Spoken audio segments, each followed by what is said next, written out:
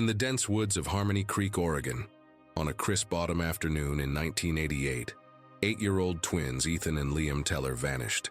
They were inseparable, two halves of a single soul, known for their shared laughter and identical mops of sandy hair. One moment they were there, chasing the fading sunlight through the pines. The next, they were gone. No witnesses, no signs of a struggle, just an eerie silence where the sounds of childhood play had been moments before. For 25 years, their disappearance became a ghost story, a wound in the town's heart that refused to heal. The case went cold, buried under layers of time, grief, and unanswered questions. Then, a quarter of a century later, the town's own aging sheriff would oversee a routine excavation on the edge of those same woods. And what the earth gave up that day would not only solve the mystery of the missing boys, but would unearth a dark conspiracy that would shatter the very foundations of Harmony Creek and prove that the most monstrous secrets are often kept by those sworn to protect us. The truth was always there, just waiting to be dug up. Ethan and Liam Teller were the pulse of their small family. They lived in a modest blue house on the edge of town, a home filled with the smell of their mother Sarah's baking and the sound of their father Tom's gentle humming as he worked in his woodshop. Ethan was the leader, the born adventurer. He was the one who charted their expeditions into the backyard, his mind always buzzing with grand plans for forts and secret missions. He had a natural confidence that drew people in, a spark in his eye that promised excitement. Liam was his shadow, quieter and more observant. Where Ethan was the strategist, Liam was the artist, the one who would notice the intricate pattern of a spider's web or the specific shade of a wildflower. He was gentle and deeply empathetic, often the one to patch up Ethan's scraped knees or offer a silent, comforting presence when things went wrong. They were different, yet perfectly complementary. Their bond was the kind of unspoken language that only twins share, a connection so deep it felt almost supernatural to outsiders. Their world was one of small-town wonder. Life was measured in seasons. Summer meant swimming in the creek until their skin was pruned and their hair smelled of sun and river water. Autumn was for collecting chestnuts and plotting the most ambitious Halloween costumes. Their immediate goal, the one that consumed all their waking thoughts in the fall of 1988, was the construction of a magnificent treehouse in the sprawling oak at the edge of their property. It was to be a fortress, a castle in the sky. Tom had given them a small hammer, a bag of nails, and a stack of scrap lumber. For weeks they had worked tirelessly, their small hands struggling with the tools, their faces smudged with dirt and determination. This treehouse wasn't just a project, it was their kingdom. Their father, Tom, a carpenter by trade, watched them with a quiet pride. He saw in them a reflection of his own love for building, a legacy taking root. He and Sarah had built their life in Harmony Creek from the ground up. They had met in high school, two steady souls who found comfort in the town's predictable rhythms. Sarah was a librarian, a woman who believed in the power of stories and instilled in her boys a ravenous curiosity for the world. She would read to them every night, her voice weaving tales of dragons and distant lands. They had a younger daughter, Maya, who was just 3 years old at the time. She adored her older brothers, toddling after them, trying to keep up with their boundless energy.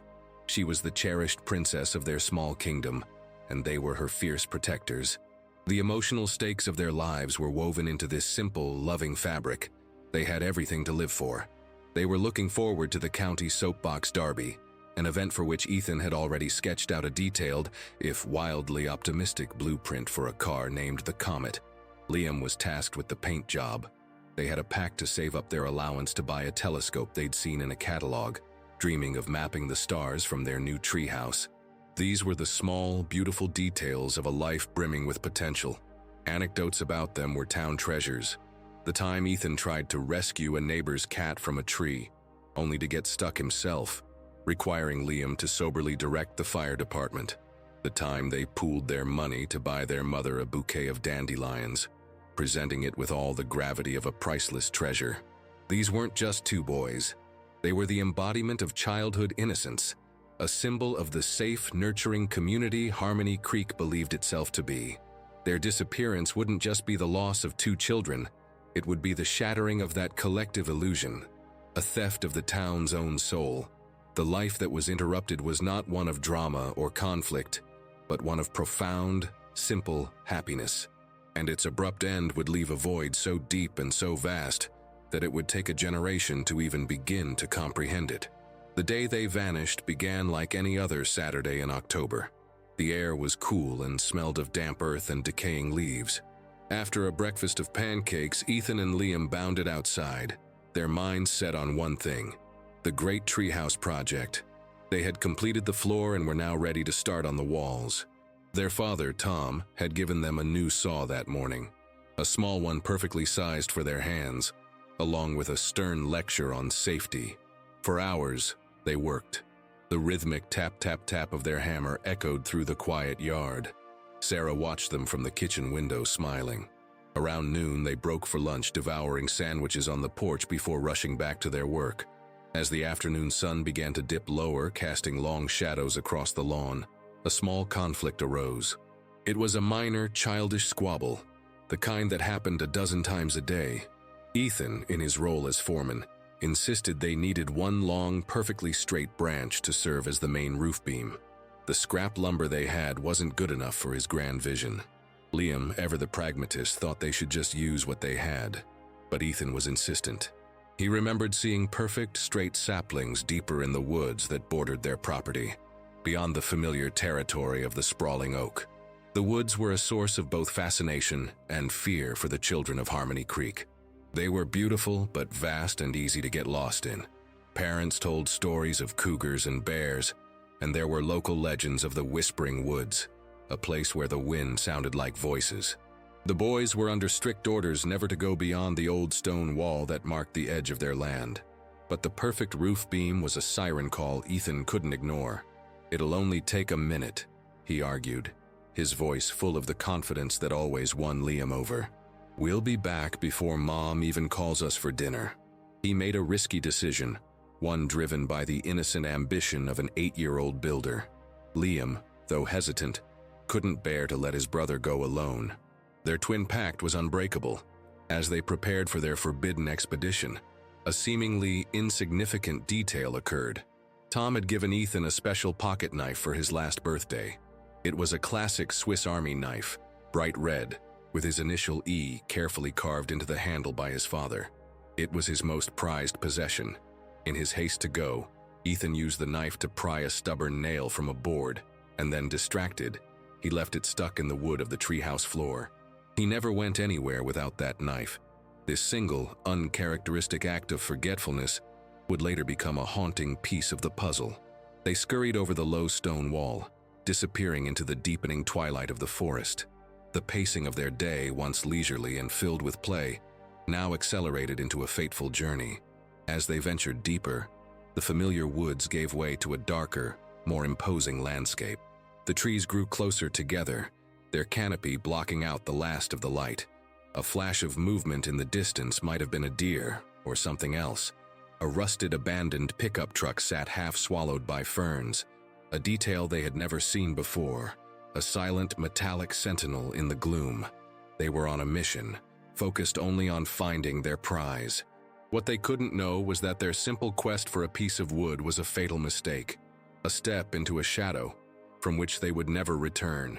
They were walking towards an unseen danger, their small footfalls on the forest floor counting down the final moments of their lives as they were known. The discovery of their absence was not a sudden event, but a slow, creeping dread that coiled in their mother's stomach. As the sky bled from orange to a deep, bruised purple, Sarah stepped onto the back porch. "Ethan, Liam, dinner!" she called, her voice carrying on the still evening air. She expected to hear the familiar crash of tools being dropped and the thunder of their feet racing toward the house. But there was only silence, a profound, unnatural quiet. She called again, louder this time, a flicker of annoyance giving way to a nascent unease. The yard was empty. The treehouse stood half-finished, a lonely silhouette against the darkening woods. She walked over to it, her footsteps unnaturally loud on the damp grass. The scene was strange. Their tools were scattered about as if dropped in a hurry. The new saw lay on the ground a few feet from a half-cut piece of lumber. Then she saw it, the glint of metal on the treehouse floor. It was Ethan's red pocket knife, the blade still extended, stuck firmly into a plank. A cold knot formed in her chest. Ethan would sooner leave his own shoes behind than that knife. It was a part of him. Its presence here, without him, was deeply wrong. Disbelief warred with a rising panic. They were just here. Where could they have gone? Tom arrived home from an errand in town to find Sarah pacing the yard, her face pale. He tried to be the voice of reason. "They're probably just hiding, honey. You know how they are." Together, they began to search. They checked every conceivable hiding spot in the yard, behind the woodshed, under the porch, in the thick rhododendron bushes. Their calls became more frantic, their names echoing into the unanswering darkness. Tom grabbed a heavy flashlight from his workshop and crossed the stone wall, venturing into the woods. The beam cut a nervous, bouncing path through the dense undergrowth. "Ethan! Liam!" His voice was strained, swallowed by the immense silence of the forest. He found nothing. No footprints he could make out in the fading light. No broken branches. No sign of his sons. The initial confusion curdled into raw fear. An hour passed, then 2. The night grew cold. The reality of the situation began to settle in, a crushing weight. They were not hiding. They were not playing a game. They were gone. At 9:14 p.m., a trembling Sarah Teller dialed 911. The recording of the call would later be played for investigators, a chilling artifact of a family's world falling apart. Her voice is barely a whisper, broken by ragged sobs. My boys are missing. They're 8 years old. They were just in the yard." The dispatcher, a calm professional voice on the other end, tried to get details, but Sarah's words were a torrent of panic and grief. "He left his knife. Ethan would never leave his knife." In that moment, the Teller's home ceased to be a place of warmth and became the epicenter of a nightmare. The abandoned treehouse, once a symbol of childhood dreams, was now a crime scene. The scattered tools, the forgotten knife, these were the first cryptic clues in a mystery that would consume the town. Artifacts of the last normal moment before everything changed forever. The absence of the boys was a physical presence, a terrifying void that had opened up and swallowed them whole. The initial 911 call triggered an immediate and massive response. The Harmony Creek Sheriff's Department was small, but what it lacked in size, it made up for in community connection. The sheriff, a man named Marcus Miller, was young for the job, just 32, but deeply respected. He was sharp, ambitious, and took the safety of his town personally. He arrived at the Teller house within minutes, his face a grim mask of professionalism. The scene at the treehouse unsettled him instantly. The abandoned knife, the dropped tools, it didn't feel like two boys who had simply wandered off. It felt like an interruption. The formal search began before dawn. It was a textbook operation, executed with an intensity born of desperation. Sheriff Miller established a command post in the Teller's driveway, the flashing lights of patrol cars painting the quiet street in strokes of red and blue. He called in every available deputy and put out a call for volunteers. The town responded without hesitation. By sunrise, over 200 people had assembled. Loggers who knew the woods like the back of their hands, teachers who had taught the boys, neighbors, friends, and strangers, all united by a single urgent purpose. They were organized into grid search teams, each assigned a specific sector of the sprawling forest. They moved in long, sweeping lines, their eyes scanning the ground for any sign, a piece of clothing, a footprint, a broken twig.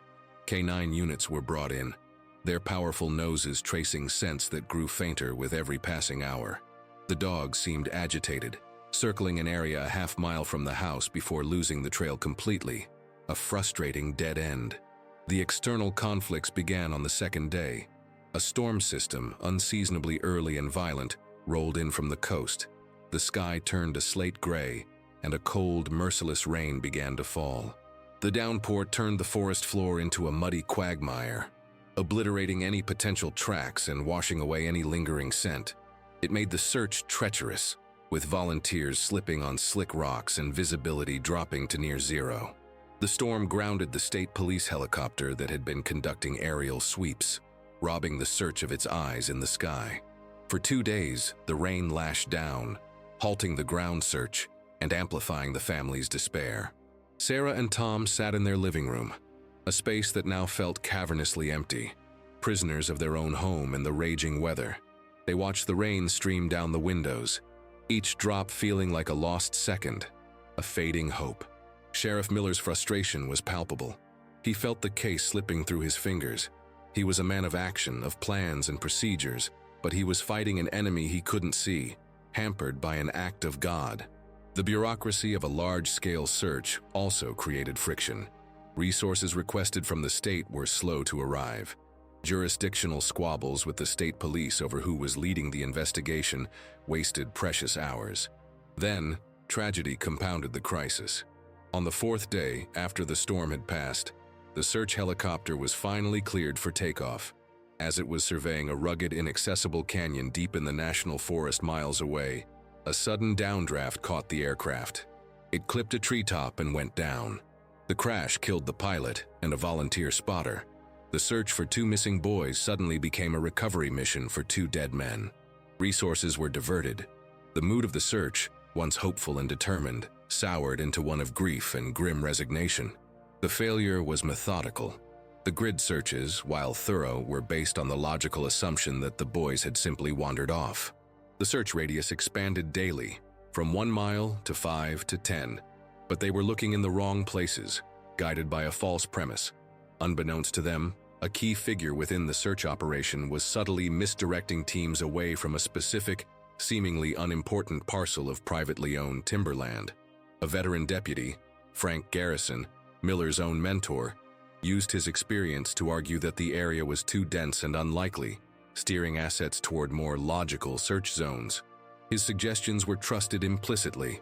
It was a quiet act of sabotage, invisible at the time, that ensured the search would fail. After 2 weeks of exhaustive, fruitless effort, the official search was scaled back. The volunteers went home, their shoulders slumped in defeat. The command post was dismantled. For Sheriff Miller, it was a profound personal and professional failure, a stain that would follow him for the rest of his career. The system, the manpower, and the technology had all failed. The boys were gone, and the vast, silent woods kept their secrets. The official search dwindled, but for the Teller family, the search never ended. The days bled into weeks, the weeks into months, and the months into the cold, silent years. The case file for Ethan and Liam Teller grew thick with dead-end leads and unsubstantiated sightings, then gathered dust on a shelf in the sheriff's office. It became the town's enduring ghost story, the unhealable wound. The passage of time was brutal for Sarah and Tom Teller.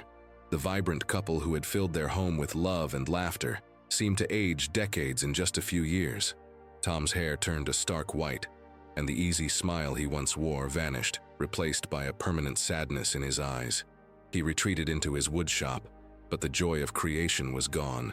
He would sand the same piece of wood for hours, lost in a fog of grief. Sarah, the town librarian who had once championed the power of stories, could no longer bear to read them. Every happy ending felt like a personal cruelty. They stayed in the Blue House, a self-imposed prison of memories. They kept the boys' room exactly as they had left it, the beds made, their comic books stacked on the nightstand, as if expecting them to walk through the door at any moment. Their younger daughter, Maya, grew up in a house suffocated by loss. Her childhood was not her own. It was lived in the shadow of her 2 absent brothers. She learned to be quiet, to not cause trouble, to tiptoe around the fragile sorrow of her parents. She knew her brothers only through faded photographs and the hushed, pained stories told by relatives. The absence of 2 people she barely remembered defined her entire existence. In the community of Harmony Creek, the mystery became a piece of local folklore. The half-finished treehouse in the teller's yard became a grim landmark. Teenagers would dare each other to touch it at night. It was no longer a symbol of childhood dreams, but a monument to a nightmare. The woods themselves took on a more sinister reputation. The Whispering Woods legend, now inextricably linked to the vanished twins. The story was passed down to new generations of children as a cautionary tale. The boys, in their absence, became mythic figures. They were sometimes referred to as the Sleeping Beauties of the Pines, a strangely poetic and heartbreaking moniker for the 2 children the forest had seemingly swallowed. This lingering mystery had a profound emotional toll on the entire town. It created a low-grade, persistent anxiety, a sense that their peaceful community was built on something unstable. It changed how parents raised their children. Kids who once roamed free were now kept on a much tighter leash. Every time a child was late coming home from school, a flicker of the same collective panic would ignite. Sheriff Marcus Miller was haunted by the case more than anyone. It was the one great failure of his career. He kept a picture of the smiling twins pinned to the corkboard in his office, a constant silent accusation. He would periodically reopen the case, re-interviewing the same people, poring over the same fruitless reports, hoping for a detail he had missed. But there was nothing. The trail was not just cold, it was non-existent. The feeling of hopelessness became a permanent feature of the town's emotional landscape. The initial, frantic search had given way to a long, aching period of quiet despair. The ripple effects of that single autumn afternoon in 1988 had spread through the years, touching every family, altering the very character of the town. For a quarter of a century, Ethan and Liam Teller were suspended in time, forever 8 years old, lost somewhere in the space between memory and myth. For 25 years, the silence was absolute. The case of the Teller twins was a closed book, a tragedy a generation of Harmony Creek residents had learned to live with. Sheriff Marcus Miller was now 57, a man weathered by his job, his hair gray and his face etched with the lines of countless small-town dramas. He was a year away from retirement, and the Teller case remained the one great regret of his long career. The catalyst that would finally break the silence came not from a detective's hunch or a new piece of evidence, but from the relentless march of progress. A sprawling plot of old timberland on the eastern edge of town, a property that had sat untouched for decades, was finally sold to a developer. The plan was to clear the land for a new housing development, Pine Ridge Estates. The land bordered the very woods where the boys had vanished, but it was private property that had been off-limits during the original search. The owner at the time, a reclusive old man, had refused access, and the lead deputy on the case, Frank Garrison, had convinced Miller it wasn't a probable area anyway. In May of 2013, the excavators moved in. The roar of heavy machinery replaced the whisper of the pines. A team was digging foundations for the first model home, their massive backhoes clawing deep into the earth. It was a routine workday. A machine operator named Dave, a man who hadn't even been born when the twins disappeared, was scooping out a trench when his bucket struck something that wasn't rock or root. It made a dull, metallic thud. He stopped the machine, thinking he'd hit an old pipe. He climbed down into the trench to take a look. Buried about 6 feet down was a small rectangular object, caked in mud. He pried it loose. It was a metal lunchbox. It was rusted through in places, but still largely intact. On its side, he could make out the faded image of a popular cartoon robot from the 1980s. He scraped away some of the grime on the lid and saw 2 initials, crudely scratched into the paint. E.T. Dave felt a chill run down his spine, despite the warm spring day. He had heard the stories, of course. Everyone in Harmony Creek had. He immediately called his foreman, and the foreman immediately called the sheriff's department. This was the turn, the completely coincidental, unexpected event that changed everything. It was a twist of fate, a random scoop of a backhoe that achieved what 200 searchers, police dogs, and a helicopter could not. Sheriff Miller arrived on the scene within the hour. The moment he saw the lunchbox, he knew. He had seen it in the family photos Sarah and Tom had given him all those years ago. It was Ethan Teller's. His professional calm was a thin veneer over a jolt of adrenaline he hadn't felt in years. This was it, the first tangible clue in a quarter of a century. He immediately declared the construction site a potential crime scene, ordering all work to halt. He secured the perimeter and called in the state forensics team. The significance of this new lead was immense. It wasn't just a piece of personal property, it was its location. This spot was nearly a mile from the Teller house, in a direction they had no logical reason to have traveled, on land that had never been searched. Why was it here? And why was it buried 6 feet deep? The discovery of the lunchbox was the key that unlocked a door that everyone believed was permanently sealed. The narrative was about to shift, moving from a haunting mystery of loss to a grim investigation of what had truly happened in the woods on that autumn day in 1988. The discovery of the lunchbox galvanized Sheriff Miller. The weariness of 25 years fell away, replaced by a fierce, single-minded urgency. He ordered a meticulous, painstaking excavation of the area around where the lunchbox was found. The forensics team arrived, trading the backhoe for shovels, trowels, and brushes. They worked under large tents, shielding the site from the elements and the prying eyes of the local news crews that had already begun to gather. The air was thick with a tension that was part anticipation, part dread. The first few hours yielded nothing but dirt and rock. Then a technician's brush uncovered a small, tattered piece of plastic. It was a Ziploc bag, and inside, miraculously preserved, was a rolled-up comic book. Miller recognized the superhero on the cover from the photos of the boys' bedroom. A few feet away, they found the remains of a small, worn sneaker. The pieces of a lost childhood were emerging from the earth, and then they found them, lying side by side. Two small skeletons, their bones intertwined in a way that suggested they had been placed there together. The site fell silent. Even the hardened forensics experts paused, a moment of reverence for the two little boys who had been found at last. The town of Harmony Creek held its collective breath. Dental records, cross-referenced with the boys' childhood dentist, provided a swift and heartbreaking confirmation. It was Ethan and Liam Teller. But the discovery raised more questions than it answered. How did they end up buried here? This was no accident. This was a grave. As the team carefully excavated the remains of the boys, they made another, far more shocking discovery. Beneath them, in the same crude grave, lay a third skeleton. This one was larger, clearly an adult, and nestled near its ribcage was a heavily rusted revolver. The investigation now pivoted with explosive force. This wasn't a story of two lost boys. It was a triple homicide. The adult skeleton was quickly identified through old dental records as Jedediah Kane, a local transient and small-time criminal who had himself vanished around the same time as the Teller twins. He was a known troublemaker, and his disappearance had barely registered with law enforcement back in 1988. The focus now turned to the gun. The state crime lab worked around the clock to restore the weapon and its serial number. When the report came back, it landed on Sheriff Miller's desk like a grenade. The .38 caliber revolver was registered to a former law enforcement officer. Specifically, it was registered to Frank Garrison, the retired deputy who had been Miller's mentor, his friend, the man who had helped lead the original failed search. The world tilted on its axis for Marcus Miller. Frank. It couldn't be. The man he'd trusted. The man who had taught him how to be a cop.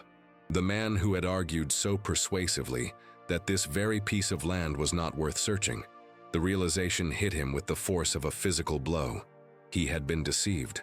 The entire search had been a sham, manipulated from the inside by one of his own. Miller felt a cold fury rise within him. He didn't send a deputy. He went himself. Frank Garrison was now in his late 70s, frail and wheelchair-bound, living in a nursing home one town over. Miller found him sitting by a window, looking out over a manicured lawn. The confrontation was quiet but crackled with unspoken history. Miller didn't raise his voice. He simply placed the forensics report on the small table next to Garrison. On the top page was a photo of the rusted revolver. Garrison looked at the photo, then up at Miller. His eyes, cloudy with age, held a flicker of the sharp intelligence Miller remembered. For a long moment, he said nothing. The silence was a confession in itself. "I knew this day would come," Garrison finally rasped, his voice a dry whisper. "I just hoped I'd be dead before it did." The climax wasn't a shootout or a chase. It was the quiet, devastating crumbling of a lifetime of lies. In that sterile nursing home room, with the smell of antiseptic in the air, Frank Garrison began to talk, and the full, horrific truth of what happened in the woods 25 years ago finally came spilling out. Frank Garrison's confession was a torrent of long-buried secrets, a dark narrative of greed, panic, and cascading violence. He laid out the entire conspiracy, his words painting a grim picture that stood in stark contrast to the idyllic image of Harmony Creek. In 1988, Garrison, then a respected senior deputy, was secretly in league with the owner of that timberland, a wealthy and powerful local businessman named Richard Blackwood. Blackwood was running an illegal logging operation, selectively harvesting valuable old-growth timber from the protected parcel and selling it on the black market. Garrison was his inside man, taking bribes to ensure the sheriff's department and state regulators never patrolled that specific area. He was the lookout. Jedediah Kane, the transient, was their hired muscle, a man desperate enough to do dirty work for cash. On that fateful autumn afternoon, Ethan and Liam, in their quest for the perfect roof beam, had stumbled farther into the woods than ever before. They had unknowingly walked right into the middle of the illegal operation. They saw the cut logs, the heavy equipment hidden in a ravine, and they saw Deputy Garrison talking with Blackwood and Kane. The boys, recognizing a police officer, likely thought nothing of it at first, but Garrison and Blackwood panicked. The boys were witnesses. They couldn't risk being exposed. Their initial plan was just to scare them. Kane, a volatile and unpredictable man, was tasked with grabbing the boys and holding them until they could figure out what to do. He herded them to a secluded spot, but the boys were frightened and started to cry and struggle. In a moment of pure, panicked brutality, Jedediah Kane silenced them. It was not planned. It was a clumsy, horrific act by a man who was out of his depth. Garrison and Blackwood arrived to find the unthinkable had happened. The situation had spiraled out of control. An argument erupted between Garrison and Kane. Kane, realizing he would take the fall for a double murder, threatened to expose the entire operation. In that moment, seeing his life, career, and freedom about to evaporate, Frank Garrison made a decision. He pulled his off-duty revolver, the one he always carried, and shot Jedediah Kane. He killed his own accomplice to guarantee his silence. Now faced with 3 bodies, Garrison and Blackwood acted swiftly. They used a small backhoe from the logging operation to dig a single deep grave. They buried the boys first, then Kane on top of them. They threw the gun in with him, believing it would be buried forever. Garrison's role in the subsequent investigation became a masterclass in deception. As Miller's trusted mentor, he was in the perfect position to control the search. He used his authority and experience to steer teams away from the burial site, dismissing it as inaccessible and improbable. He created false leads and subtly cast suspicion on outsiders, all while feigning grief and frustration alongside his colleagues. Richard Blackwood used his wealth and influence to ensure his land remained undeveloped for decades, creating legal and financial roadblocks for any potential buyers, protecting the gravesite under a shield of bureaucracy. The immediate aftermath of the confession was swift. Even in his frail state, Frank Garrison was arrested and charged with 3 counts of murder and conspiracy. Richard Blackwood, now a pillar of the community, was arrested at his sprawling mansion, his face a mask of shock and indignation. The news shattered Harmony Creek. The idea that one of their own lawmen had not only committed murder but had orchestrated a cover-up for 25 years was incomprehensible. The why was a toxic cocktail of motives. Garrison's greed, Blackwood's corruption, and Kane's panicked violence, all culminating in a secret they thought was buried 6 feet deep. The resolution of what happened gave way to the sickening understanding of why it happened, revealing a rot at the very heart of the town they thought they knew. The unearthing of the truth sent a shockwave of complex emotions through the lives it had shattered. For Sarah and Tom Teller, the news was a cruel paradox. The confirmation of their sons' deaths was a final, crushing blow, extinguishing the last, irrational ember of hope they had secretly harbored for 25 years. The grief was as raw and overwhelming as it had been in the first few weeks, yet woven into this agony was a thin, fragile thread of relief. The not knowing, the endless, torturous loop of what if, was over. They finally knew what had happened to their boys. They could bring them home. A small, private funeral was held. The 2 tiny caskets were buried side by side in the town cemetery, under a simple stone engraved with their names, Ethan and Liam Teller, finally at rest. For Tom, the carpenter, the news allowed him to finally re-enter his woodshop not as a ghost, but as a father. He spent a week meticulously building 2 small, beautiful wooden chests. He filled them with his son's belongings, the forgotten red knife, the soapbox derby blueprints, the faded comic books, a final loving act of remembrance. Sarah, who hadn't entered a library in decades, walked into her old workplace and took out a children's book, the one she used to read to them most often. She sat by their graves and read it aloud, her voice choked with tears, a final bedtime story. Maya, the little sister who grew up in their shadow, was now a woman with children of her own. For her, the resolution brought a grief that was both personal and abstract. She mourned the brothers she never got to know, the shared childhood that was stolen from her. But it also provided a strange kind of liberation. Her identity was no longer solely defined by their absence. She could now begin to build a relationship with their memory, separate from the mystery. For Sheriff Marcus Miller, the resolution was the capstone to his career, but it brought no triumph. The relief of solving the case was drowned by the bitter taste of betrayal. The man who had shaped him, who had patted him on the back during the search and offered words of empty comfort, was a monster. Miller attended the funeral, standing at a distance, a silent observer. He met with Tom and Sarah one last time, not as a sheriff, but as a man. He didn't offer platitudes.